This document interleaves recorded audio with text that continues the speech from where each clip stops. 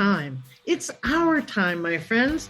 Time for millions of maturepreneurs, 55 plus, who are hashtag not done by a long shot, to revolutionize how we lead, do business, and innovate our world.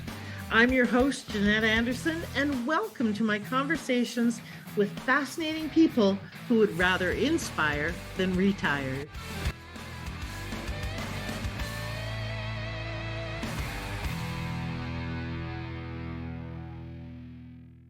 Hello, everybody, and welcome to this episode of the Maturepreneur podcast. I am your hostess, Jeanette Anderson, and I'm currently coming to you from Calgary, Alberta, Canada. But as you know, I'm polyhomorous, so you never know where I'm going to be next. And today I have the fabulous and fascinating Maribeth Decker with me, who is an animal communicator. Now, I know you might be going, say what now? Because this is a business podcast and we talk about ages and we talk about all sorts of things. Why are we talking about animal communication? Well, because A, it's interesting. B, many of you have pets, so you might as well learn how to get along with them better, connect with them better, and deal with the fact that they are likely, like you, getting older. So we're going to be talking about that. And we're also going to be just talking about how to create more loving connections in your life. And I'm pretty willing to bet that what we do with our pets probably also work with people. So welcome, Maribeth. I'm glad you're here. I'm glad to be here. Thank you. Awesome. And you are joining us from where? Alexandria, Virginia, USA. All right. Okay. So as you know, folks, I'll read the official bio. Then we're going to get the juicy behind the scene tidbits.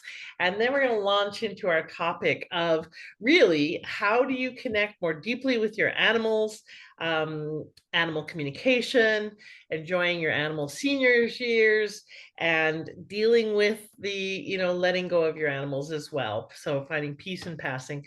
And all about Maribeth and her business as well. So hang on, we're going to go for a ride. So Maribeth, whoops, where did it go? Come back here. Maribeth there it is somewhere, of sacredgrove.com, is considered an expert in intuitive animal communications, medical intuition, and energy healing. In her sessions, she offers more than just animal communication. Using these three methods, she leads pets and their people to a place of emotional, behavioral, and physical healing. Based on her extensive experience with animal transitions, Maribeth wrote the Amazon bestseller, Peace in Passing: Comfort for Loving Humans During Animal Transitions. Her book provides a roadmap to help guardians navigate this difficult leg of their animal's life. Yeah. Been there, challenging.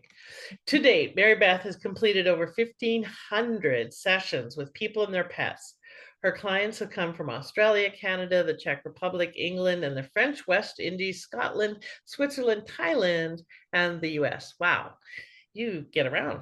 And so do all those critters. So that's awesome. So welcome again. And let's kind of dive into getting to know you a little more. So tell me about something about you that we wouldn't guess from listening to that bio or reading your website. What's something that maybe even your friends don't know about you? The juicier, the better. Oh. You get bonus. Okay, here's what came. I get bonus points. Here's what came to mind.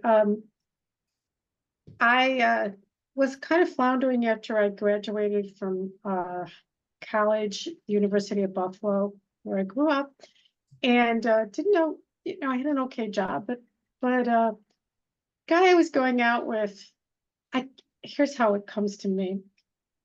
I guess he was ready to move on because he decided to take me to the Navy recruiter, and he had done that with his previous girlfriend.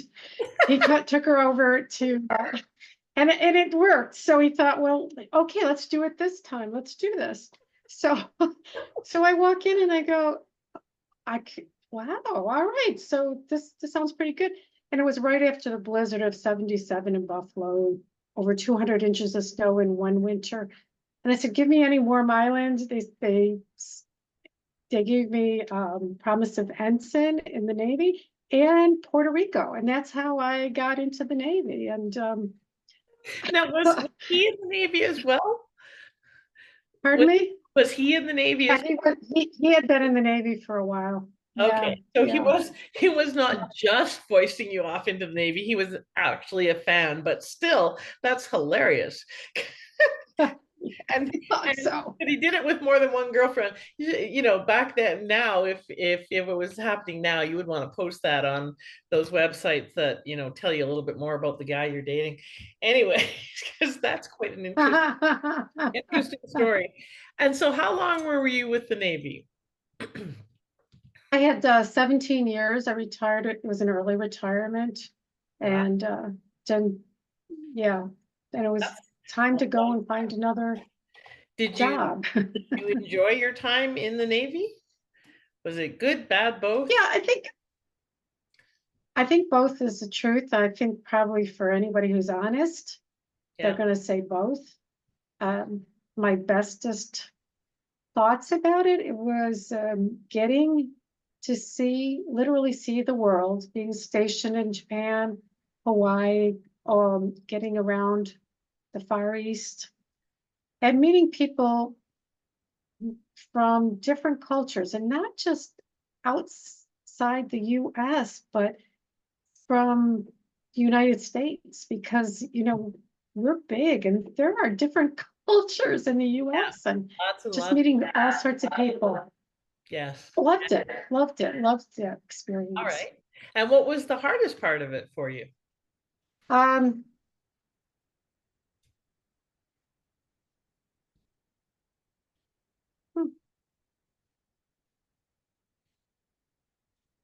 Figuring out how to fit in.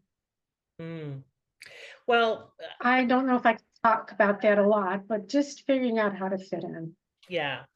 Well, back Yeah, it was early years of women in the Navy. yeah, I was going to say back then it wasn't as common as it might be now, and there are still issues with Yeah, it now, in terms of prejudice and discrimination against women in the yeah, military and yeah. so forth.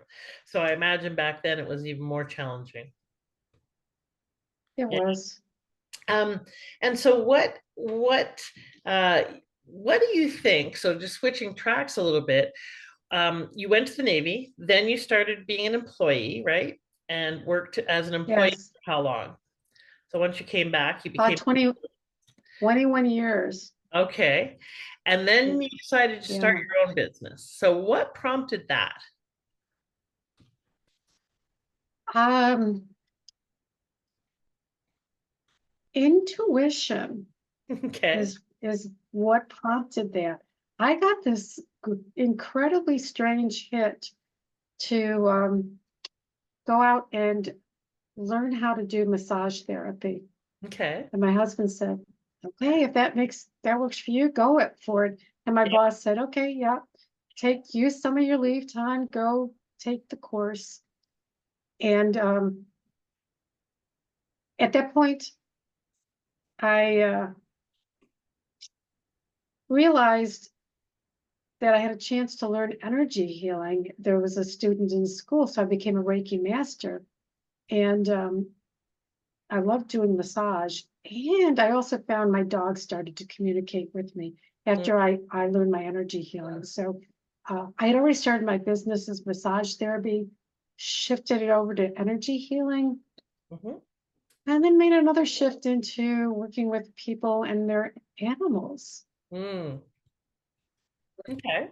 Yeah. And so And it was, you were following your intuition and you had been working for how long did you say? 20 something I years? ended up there for 21 years. Yeah. Yeah. Okay. And 17 years in the military? I'm doing some math here. Yeah. Yeah. Okay. Yeah. So that was basically 38 years, a good portion of anyone's career. And then you started your business back in 20, when? About 2012. Okay. Yeah. Yeah. So you've been doing your business for about 14 years, Yeah. 12 years. Yeah. Wow. That's a long time to be working. And where are you at now? Are you still loving it? Are you scaling up? Are you scaling down? Where are you at with your business right now? I am looking to It's funny. I am looking to see how to coordinate keeping my business going and spending more time as a quote unquote retired age person. How do I get to do both of those? Right. And that's where I'm at. I love what I do. Right. I love all of that. And I also would like to spend time doing other stuff with husband and kids, grown children, of course. Yes. Yeah. Well, you're like a lot of people that are in that boat of wanting to continue to make a difference, still loving what they do, still want to probably earn some income as well, but not go as Mhm. hard as they have been, not work as much as they have more fun, go do more travel or whatever, spend more time with family. And that's entirely feasible. It's just there's a mindset shift that has to happen around that and a business model shift, right? So part of it depends on if you want to create Mhm. a sellable business, or do you want to create a legacy business, or do you want just something that you can shut down when you want to? So really deciding how what's the lifestyle you want, and then how do you build your business around that, because many of us do the opposite. We build our life around our business. So entirely possible, Maribeth. All right, well, let's talk a little bit before we kind of go into your topic about connecting with animals and so forth. Tell me a bit more about your why. Why do you do this work? And what's been your purpose throughout your life? Um, I'm going to be honest. I don't think I've ever thought of the question of what is my purpose throughout my life before. uh, Okay, well, I'm that's like, why I roll that way. I ask the deep questions here. this is pretty cool. I think well, so we take a look back. I think my purpose of my life was to get my act together in this lifetime. Um, Okay. I all right, seriously. Um, got sober at the age of 26, still sober. Um, uh, lost lost my first husband when he was 45, and the children were in 8 and 10, and learned how to keep going through that. And so learning how to hmm, I think my goal is to be more of who I am and make that be a useful thing for the rest of the world. Mm, Um, that's okay. And then when the animal thing hit, I was like, oh, I really like this mhm, because we're working with people and their animals, and these days we've shifted. Most of us have shifted in our relationship with family animals. mhm. My joke is my husband's grandfather used to keep the beagles in the backyard, and now I wake up to the cats and dogs in my bed. Yeah, Things have changed, yeah, Yeah. yeah. So, All right. so, yeah.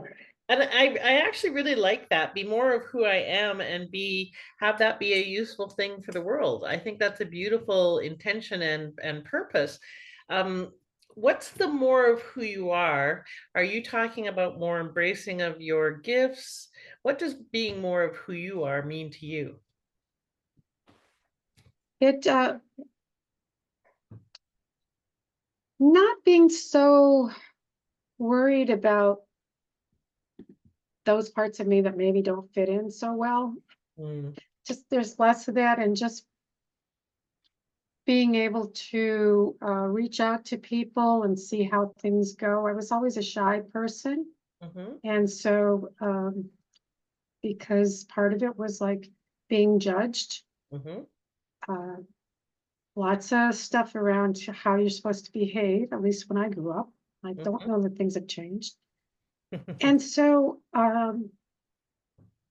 letting who I am, which is somebody who finds life pretty funny, as even through tragedy, Mhm, um, and hoping other people get the humor, and also connecting deeply with all kinds of souls, human souls, dog souls, cat souls, and bringing that into the world is a thought that there's a lot more to other species than we were brought up to believe, and we're Mm, learning more and more about them.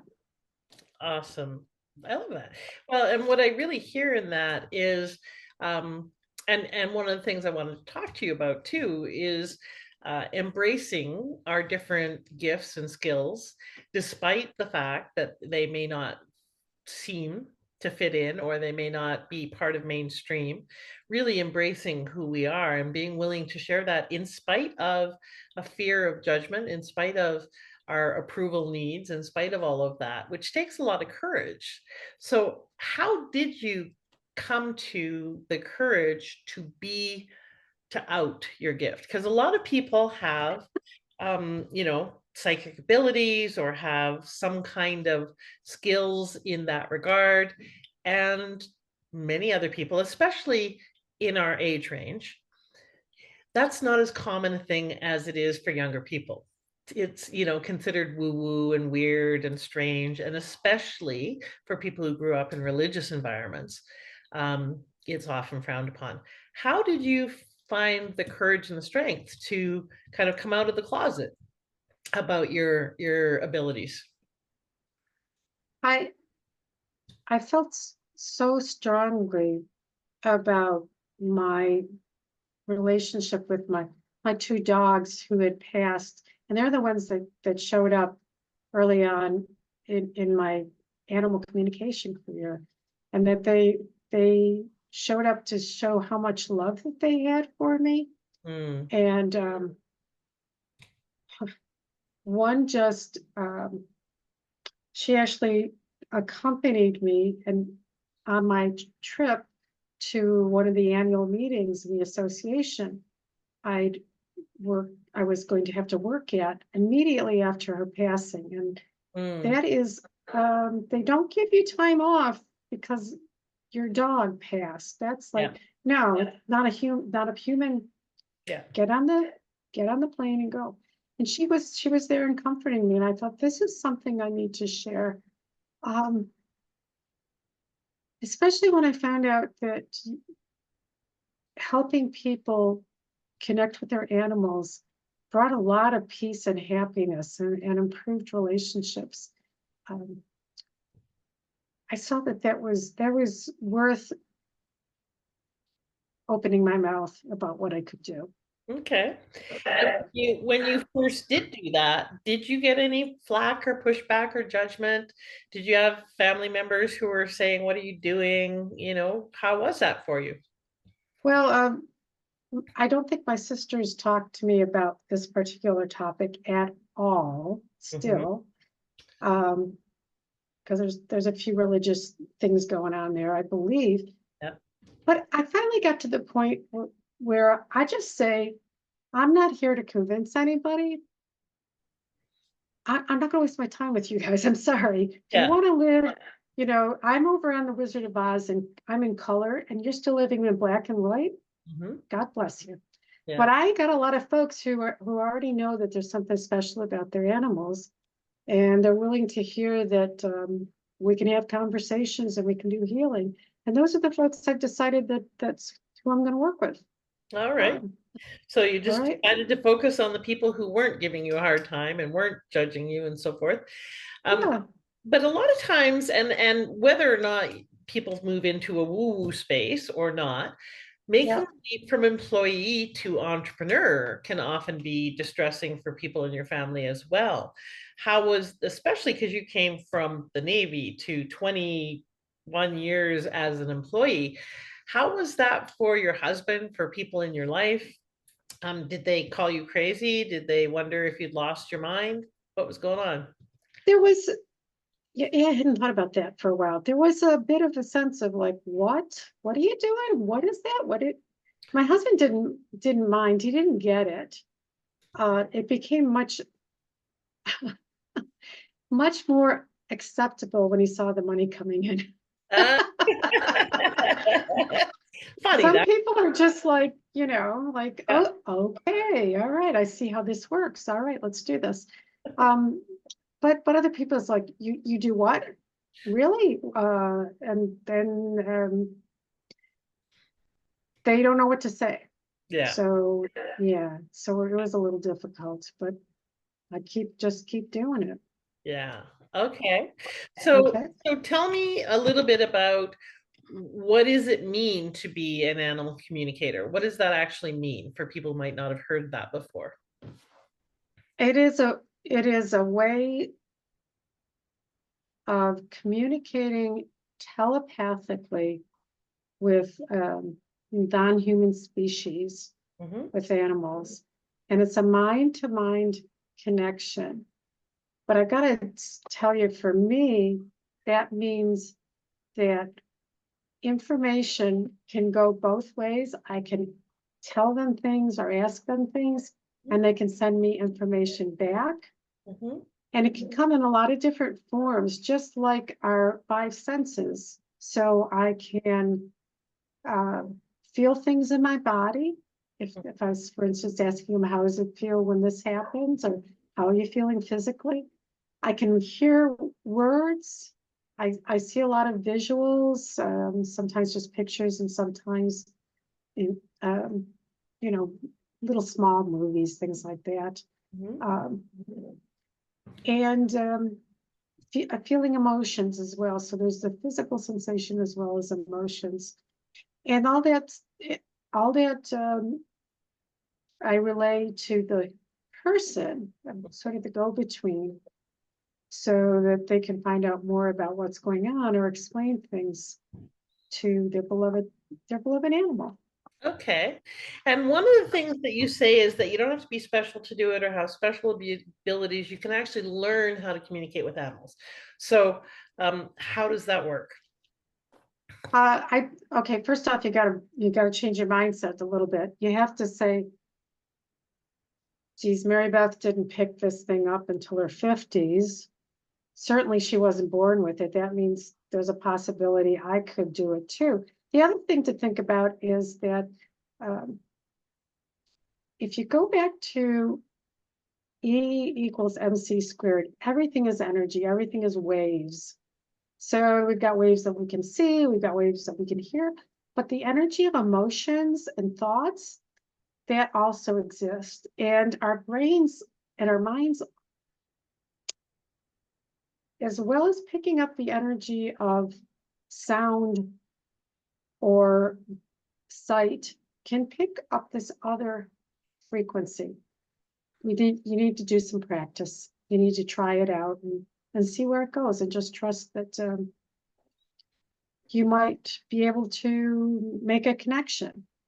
So, what are some of the ways that we can tune into those energies? So, let's say the energies of thoughts. How did you practice, or how did you attune yourself, or what practices did you do to get better at that? Well, the first thing is I'd say that we, rather than focusing on send me a thought, focus on send me some information, because I found that each person has their go-to way of receiving information. Mhm. And so be open to how it could come through. And I'll even say that each animal may have more of how they want to project it in. The one you can do is trust that your animals are already communicating with you. I mean, I know every single person laughs when I say this, who's had an animal, is a dog or a cat. I've got my cat hanging out here behind me, just staring at you, thinking, and I believe they're thinking, crazy human, I am sending you my thoughts as loud as I can. Why aren't you getting it? I get everything you send me. Um, so know that half of the connection is already started, right? It's the receiving. So, all right, so you got all that. I guess I gave you a little mindset shift. Okay. You can ask a question, Okay. ask for something simple, and just sit quietly. Close your eyes and see if you get something popping in. And whatever you get first, I've been taught, and I think it's true, that's your intuition. After that, your brain starts just messing with it and saying why it's not true or why you already knew that. But just assume that you got the real thing, however you got it, and actually talk to the animal and say, dog, cat, horse, thank you, I got it. That's cool. Let's do more of this. Okay. Okay. It's almost like one of the ways I think about it is like you're sitting waiting for a play to begin. You're very quiet, you're focused, and you're expecting something to happen and see what happens. Okay. And I can already hear some of the skeptics in the audience saying things like, well, how do I know that that's not just my mind answering? How do I know that that's not just me making that up? How do you Um, know it's your intuition versus just your mind? you're never going to know. The intuition is always going to feel like imagination. And but but you may find that if you act on something like you say, what would you like to do more of? Or what is bothering you about such and such? And you do something to change, and Mhm. you notice a change in their behavior, you might start to think, oh, okay, that was real. Or the other thing that I've done with cats, my cats really well, is inviting them to come up to bed with me if they didn't. Just in my mind, I don't yell for them. Uh, and see, and a lot of times they'll just pop in and jump up, Okay. and you don't say it out loud. Yeah. Yeah. Test it out and see what happens. Well, that makes lots of sense. So let's talk briefly about, because many people who have pets often have them for a long time, they typically their whole life. Um, Most or many do. And one of the most difficult things, of course, is losing someone you love, whether that's a person or an animal. Um, and so part of your book that you wrote is about how to find peace in that process. So what are some of the things that you tell people that are dealing with older animals who might be getting ready to transition? What are some of the Uh, ways that they can think about that? um, one of the things that I find um, so difficult for us humans, because we love our animals so much, is making the decision to euthanize. Did Mhm. we do it too late? Did we do it too early? And that added sense of remorse on top of the grief is really difficult. So I'm talking about right at the end of life. We can go back a little bit, but I would ask you to think about as your animal gets older. I believe they gave you their medical power of attorney when they came in and joined your family. They said, okay, I picked you, I love you, do what you think is best, I trust you. Mm, And so just know that they, I haven't met any animals in the afterlife who have held grudges towards their people for whatever decisions they made. okay.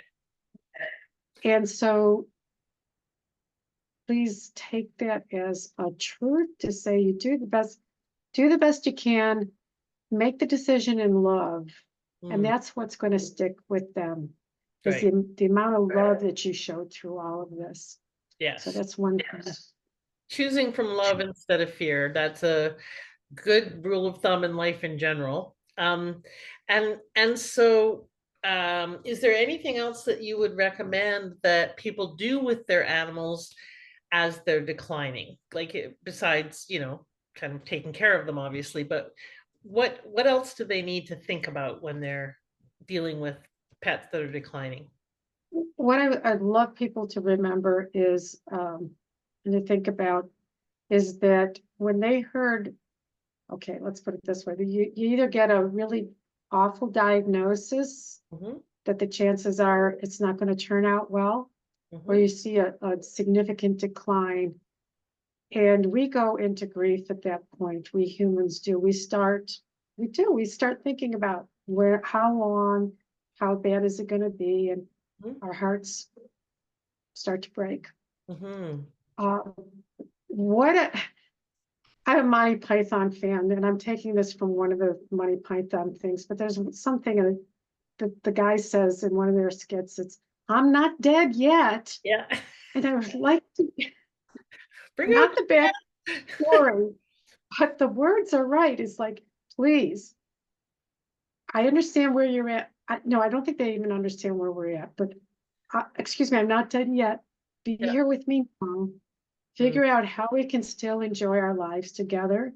mhm, Um, we don't have to pretend we're not unhappy, mhm. but the more we can remember how how much we love them and how glad we're still happy to have them and be in that energy, we Yeah. do them we do ourselves a favor too. Yes.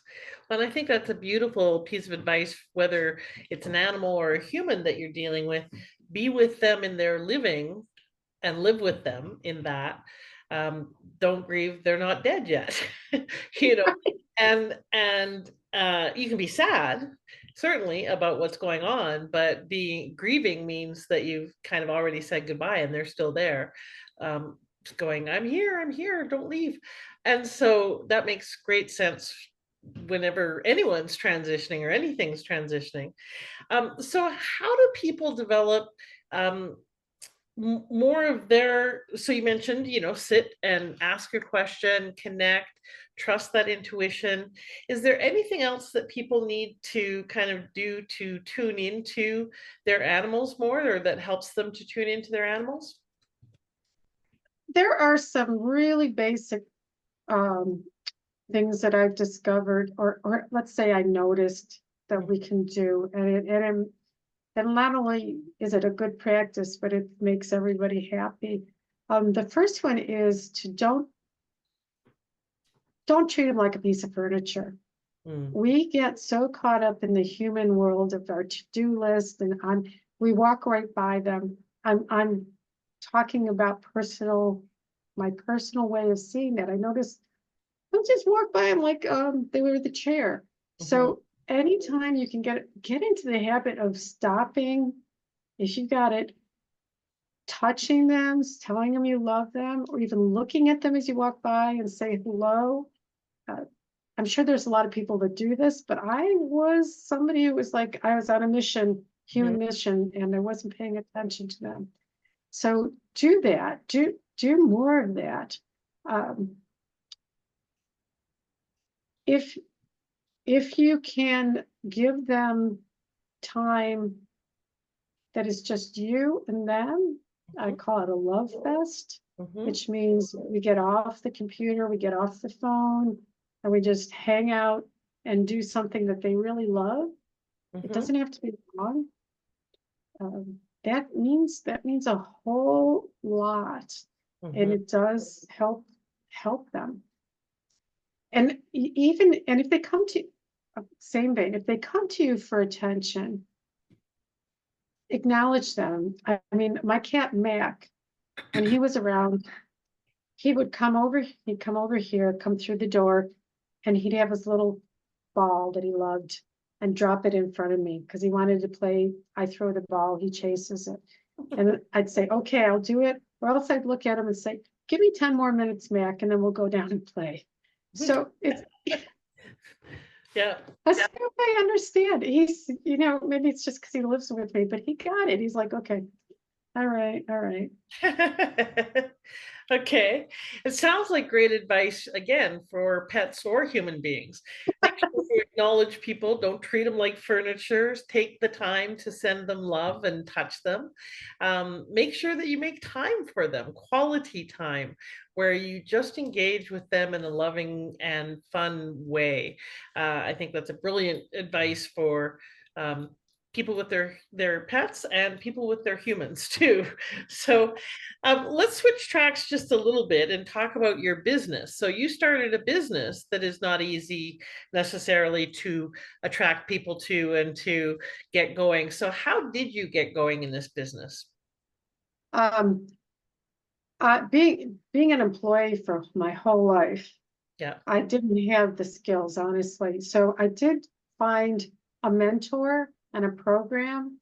Um, and I found a couple mentors. I think that is really, well, that for me, it was really key. It's like, oh, you have to find your purpose. You got to find your ideal client. You got to learn how to write and speak to them so that you start to pull those folks towards you. Mhm. Their website these days. Um, how else did you want to communicate with them? Get that stuff going. And so I needed guidance.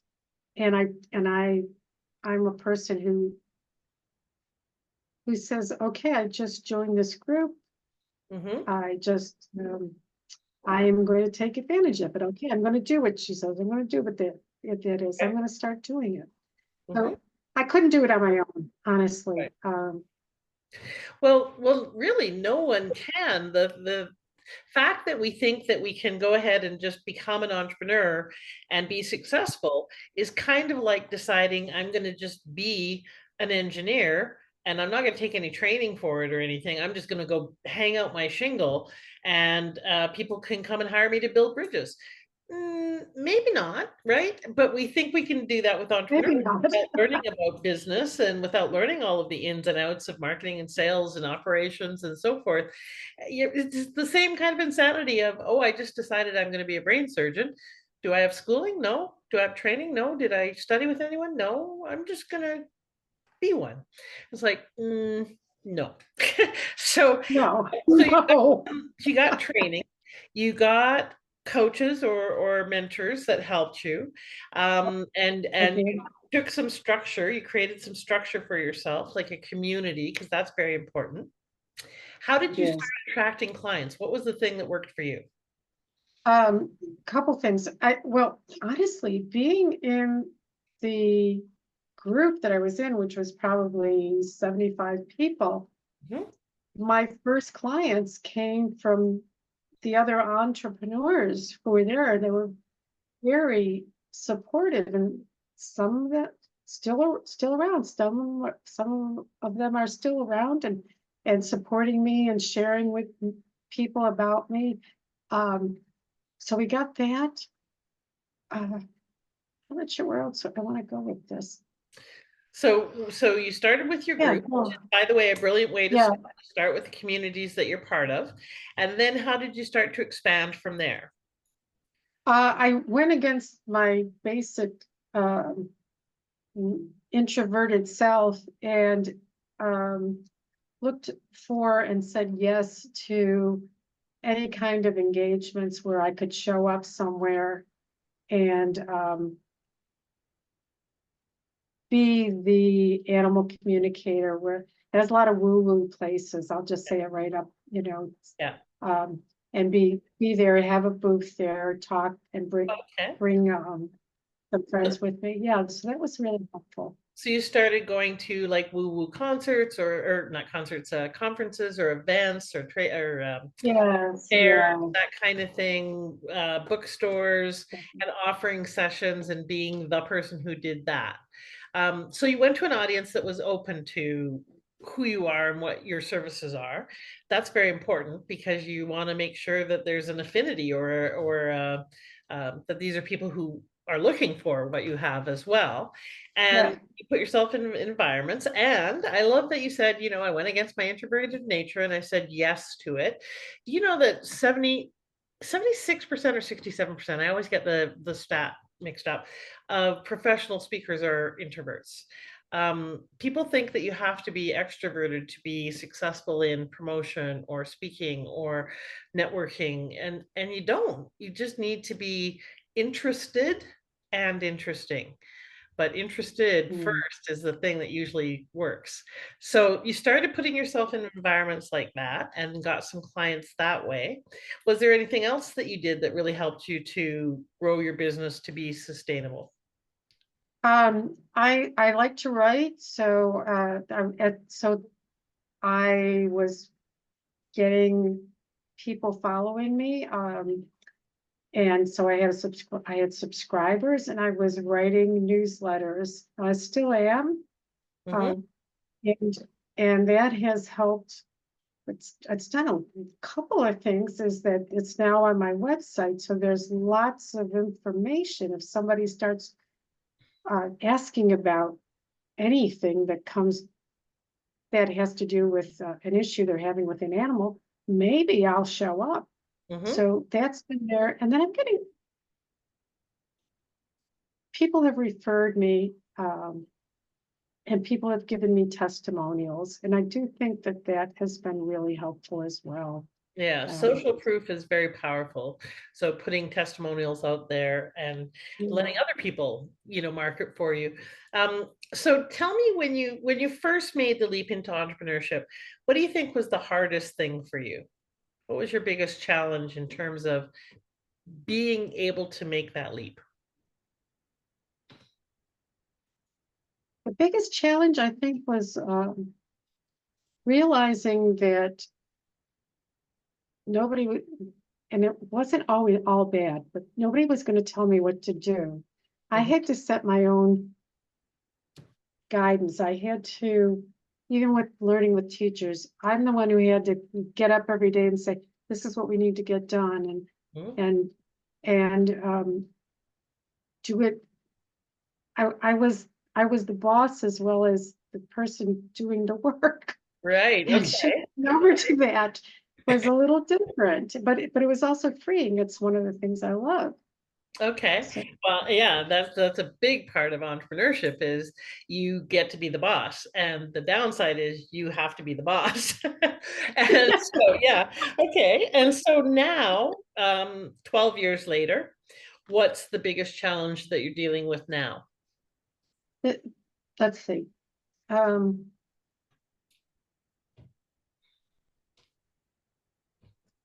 I have seen the connection between people and their animals and how their hearts open up. Mhm. And I've felt that there's a bigger message there that if we can open up our hearts to our family animals, is there a possibility that we could start taking that energy and how we treat other humans, other species, planet Earth? And I'm Mhm. not sure how to do that, but it feels like that's something I'm struggling with it about like how do I make that real for people that they can use that heart-centered love to create something better than what we've got now. Mm. So you want to take people or teach people how to not only love pets, but also love the planet, love each other more, how to transfer that skill. Yeah, respect for other species, respect for other humans. Many times out of love comes respect. Mhm. Uh, and I think it's really important. Oh, that's beautiful notion. And so I would encourage you, just like with all of the other things that you've learned in terms of every level of expansion, we often need a new level of support. I know for me, I have two coaches, and one of the things that they do, even though I've been doing this for 40 years, is they push me to that next level or nudge or invite or cajole or whatever is required at the time, so it helps me expand my context, because just like when you bring a plant home and it's all root bound and you put it in a bigger pot, it flourishes.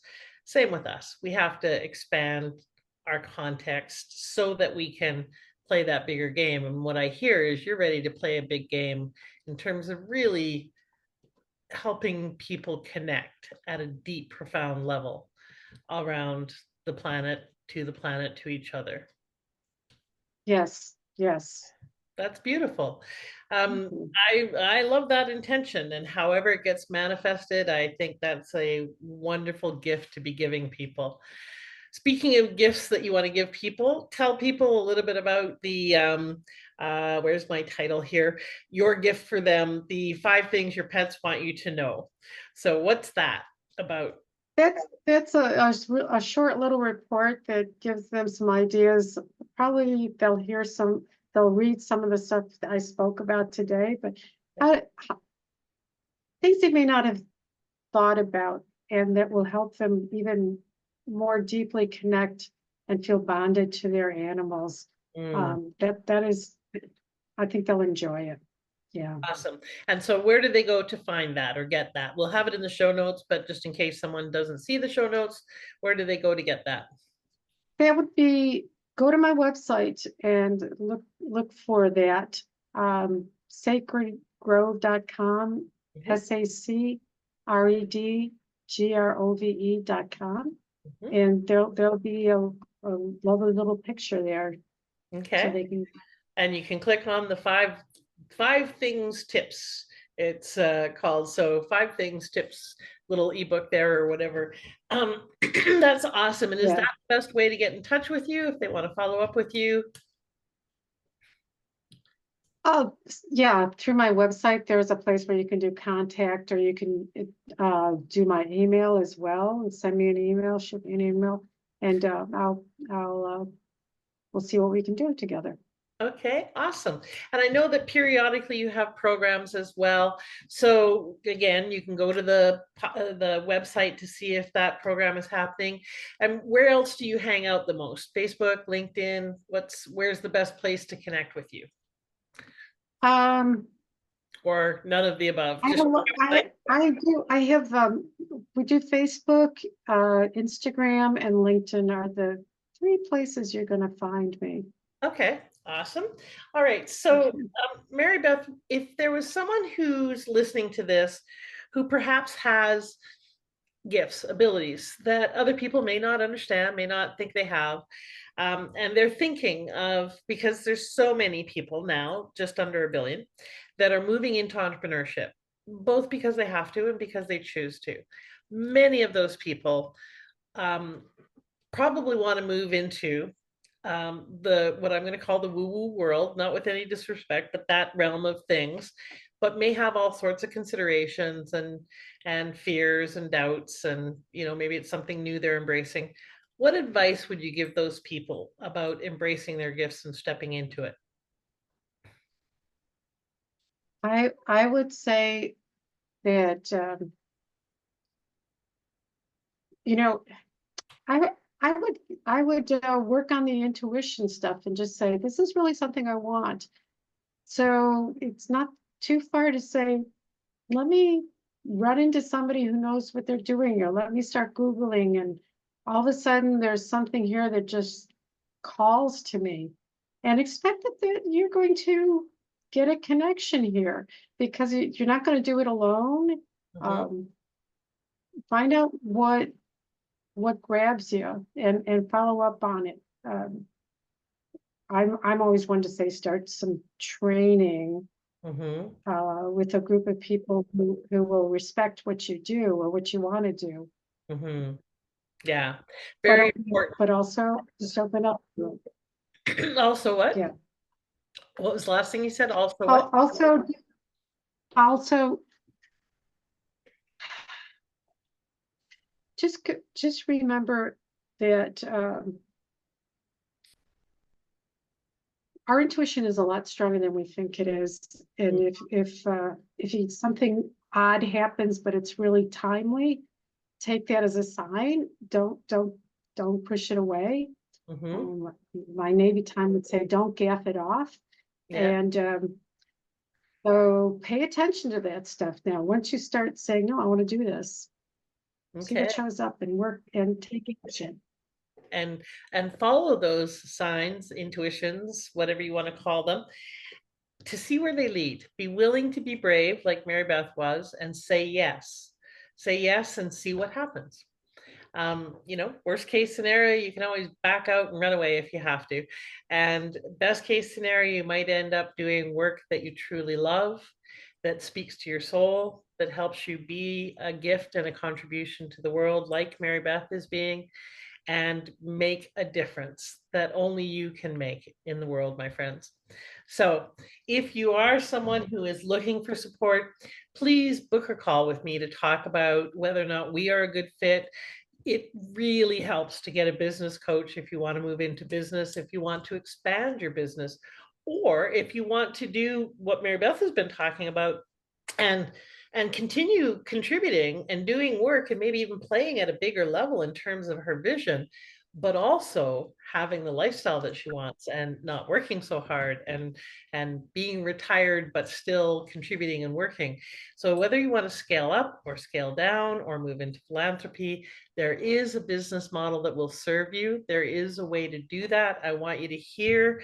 You probably just need someone who can see it from outside. For us, it's too close. It's right on the end of our nose. We can't see it. That's why it really helps to get a coach, a mentor, the right program and the right program leader. You have to be very careful about that. Careful about your coaches, careful about your mentors. Choose the right one that can really support you in being the difference that you're here to be. So in the chat notes or in the show notes, there will be a link to book a call with me if you would like. No pressure, no obligation. Let's just see what your next step is. So thank you for listening, and thank you for being here, Maribeth, and for being so, open and candid about some of the challenges you faced and some of the wonderful opportunities that there are for us to open up to more love, more connection, more communication. Anything you'd like to say before we wrap up? Just to everybody who loves their pets, I'm glad you do. They love you back, and take advantage of all those who love you, and remember that that's such a gift. Beautiful. On that note, have a beautiful week, everybody. Go hug a pet, a human, a tree. Go hug someone, something, and hopefully they can hug you back. All right, take care. Bye, everybody.